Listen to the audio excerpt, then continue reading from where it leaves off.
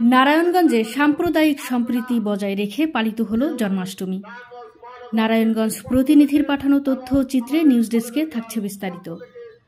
সনাতন ধর্মাবলম্বীদের অন্যতম ধর্মীয় উৎসব শ্রীকৃষ্ণের জন্মতিথি জন্মাষ্টমী উপলক্ষে আয়োজিত শোভাযাত্রা উদ্বোধন করা হয়েছে। অনুষ্ঠানে নারায়ণগঞ্জ মহানগর বিএনপির আহ্বায়ক অ্যাডভোকেট সাখাওয়াত হোসেন খান বলেছেন, বাংলাদেশকে একটি অসাম্প্রদায়িক রাষ্ট্র হিসেবে গড়ে তুলতে চাই।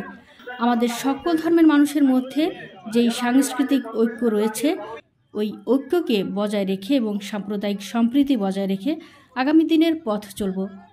নারায়ণগঞ্জে হিন্দুসহ অন্য যে সকল ধর্মের ভাই বোনেরা আছেন, আপনারা আজ থেকে সংখ্যালঘু নন। আমাদের নেতা তারেক রহমান আমাদের নির্দেশ দিয়েছেন সকল ধর্মের ভাই বোনদের সাথে সুসম্পর্ক গড়ে তোলার জন্য।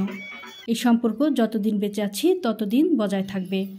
সোমবার সকাল 10টায় সনাতন ধর্মাবলম্বীদের অন্যতম ধর্মীয় উৎসব শ্রীকৃষ্ণের জন্মতিথি জন্মাষ্টমী উপলক্ষে আয়োজিত শোভাযাত্রা উদ্বোধন অনুষ্ঠানে প্রধান অতিথির বক্তব্যে তিনি এসব কথা বলেন।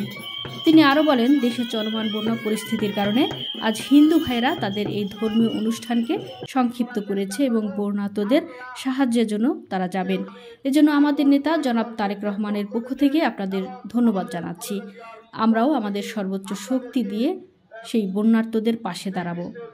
এতে নারায়ণগঞ্জ জেলা পূজা উদযাপন পরিষদের সভাপতি সাংবাদিক বীর মুক্তিযোদ্ধা শঙ্কর কুমার দের সভাপতিত্বে ও সাধারণ সম্পাদক শিখন সরকার শিপনের সঞ্চালনায় শোভাযাত্রার উদ্বোধন করেন নারায়ণগঞ্জ রামকৃষ্ণ মিশন ও আশ্রমের অধ্যক্ষ পরম পূজ্যপাদ স্বামী একনাথানন্দহী মহারাজ।